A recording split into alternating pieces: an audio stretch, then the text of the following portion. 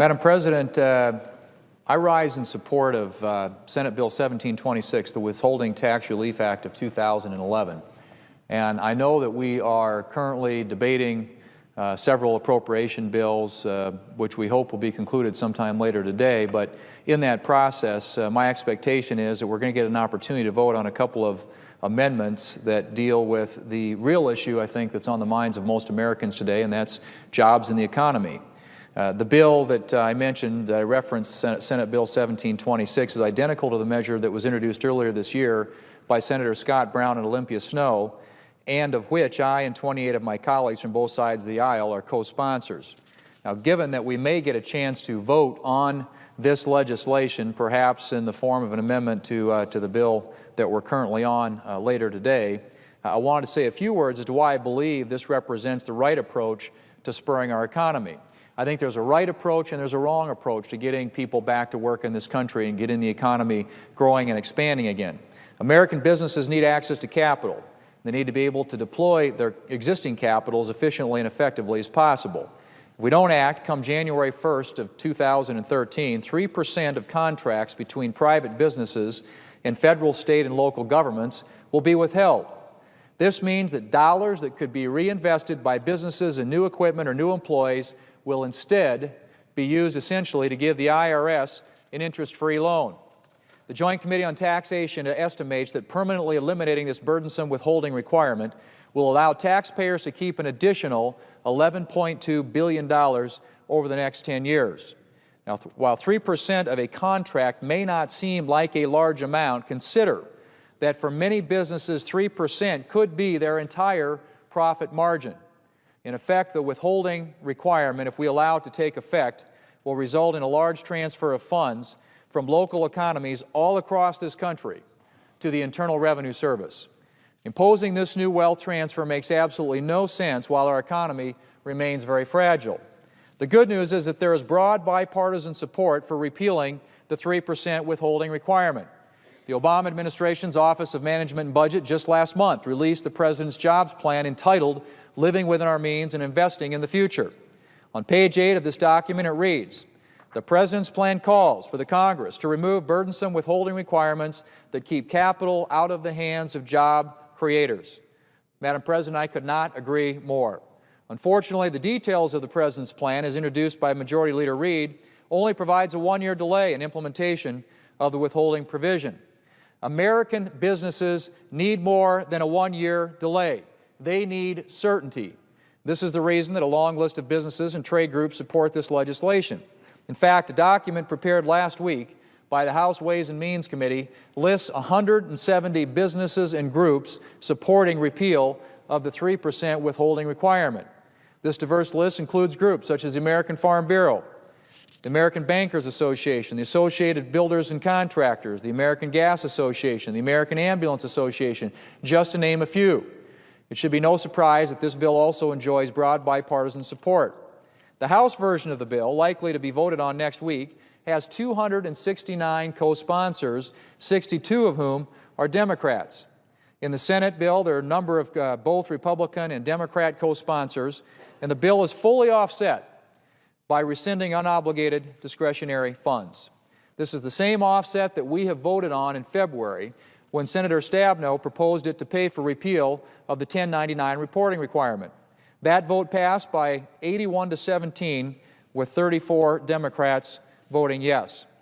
So to summarize, Madam President, we have a bill before us that we will soon vote on that will allow businesses to keep more of their own funds rather than sending them in advance to the IRS.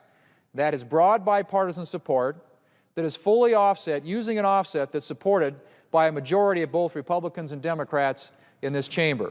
So why would we not want to enact this legislation as soon as possible? I would note that this approach stands in stark contrast to the mini-stimulus bill that is being proposed by the Majority Leader.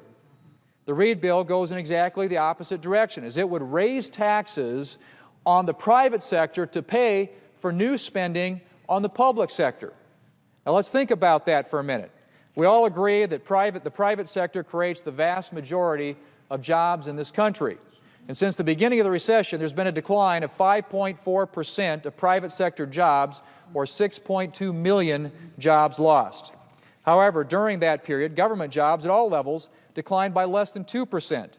And federal government jobs, if you can believe this, increased by over 2%, or by 63,000 jobs. So the federal government is getting larger at the same time that the private economy is shedding jobs.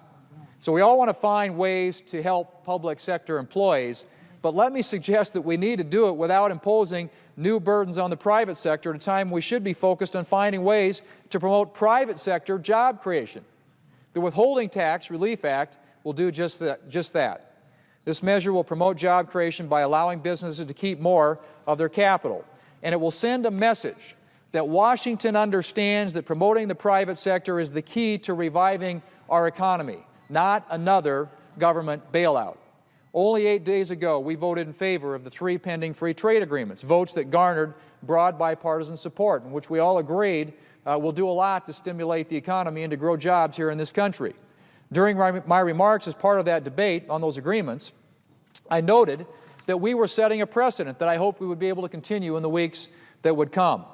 And I noted that instead of considering divisive and controversial measures, such as the President's new surtax on small businesses and job creators, we should be considering legislation that helps our economy and that can actually become law because it has strong bipartisan support. That was true of implementing legislation for the 3 trade agreements that the President will sign into law tomorrow, and it's true of the Withholding Tax Relief Act of 2011. Let's take this opportunity, Madam President, to demonstrate that when we're willing to work together, we can enact legislation that will help to spur economic activity and to create jobs in the private sector economy. And we can do this without new taxes and without new burdensome regulations. We can accomplish it simply by getting the government out of the way of American entrepreneurs. Let's help Americans in a free and open society do what they do best: take risks, create business opportunities, and grow our economy. We don't need yet another stimulus bill heavy with government spending. We just need a little common sense, and passing the Withholding Tax Relief Act is a good place, Madam President, to start.